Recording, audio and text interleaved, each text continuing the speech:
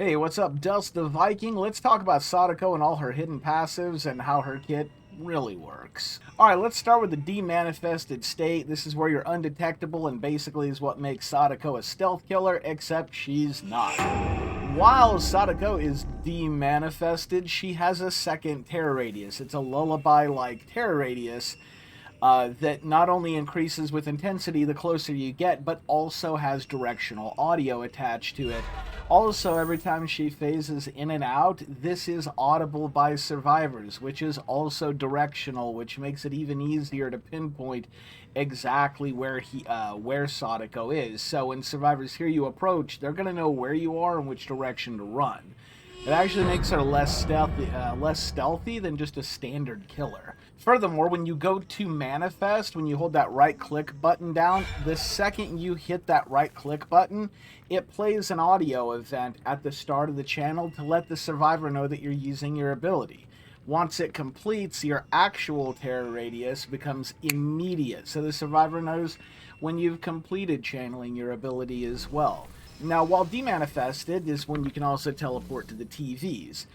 When Sadako teleports to a TV, it plays a map-wide audio event, so the survivors know when you're teleporting. If you teleport to a TV that's near the survivor, a secondary, louder event plays, letting the survivor know that you've teleported to that TV, and that's also directional audio as well.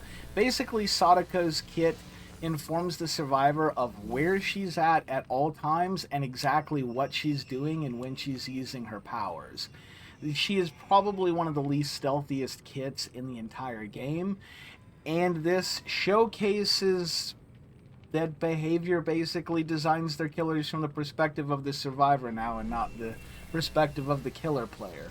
Her entire kit is built to be countered and to ensure that the survivor feels safe and comfortable because of how aware they are of the killer's movements.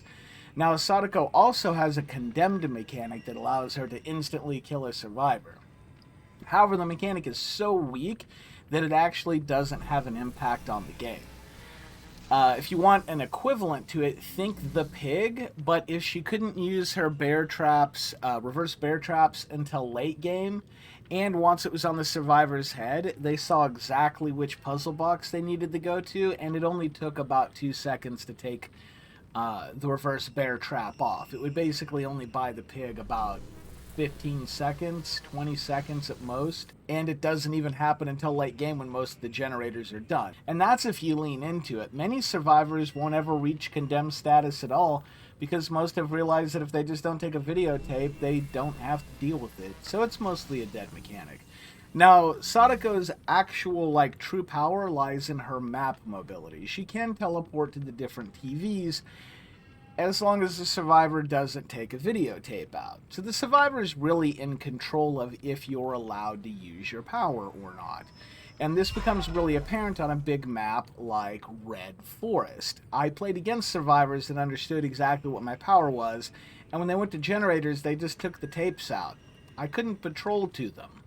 I knew they were there, but I couldn't really do anything about it because by the time I got there with this basic M1 killer that telegraphed all of her movements, they heard me coming and I was pretty easy to loot. Now, you're not completely helpless on Sadako. She does have one part of her kit that is actually strong with some very specific perks, and we're going to talk about that now. Sadako is an M1 killer, and she's terrible in chases, and if we've talked about her stealth is basically non-functioning stealth. However, there is one way to get some actual stealth in her kit, and that is from Rickety Pinwheel.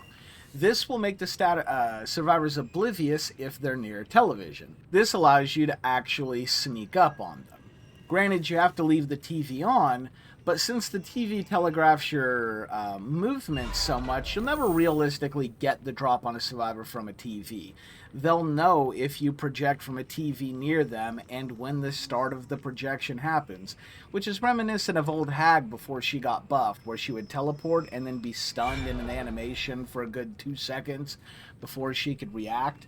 It made her teleports mostly useless, and Sadako is mostly in the same boat here. Her next most powerful add-on is Cabin Sign, because from time to time you will want to teleport, and you will want those TVs to come back up. Now the question is when do you want to teleport? Well, that's when you're using Make Your Choice. This perk right here works better on Sadako than it probably does on most other killers.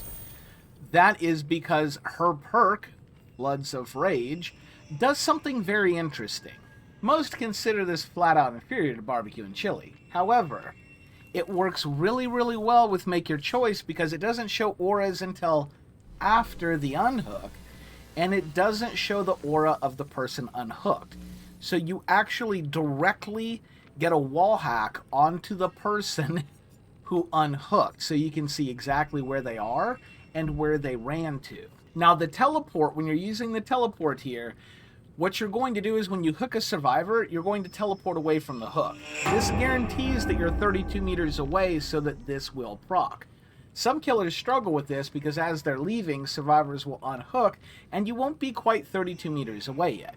Sadako can teleport away, ensuring that she's always 32 meters away, and it also baits survivors to jump on that save. A Flood of Rage will proc, and you can look back at the hook and see where they are.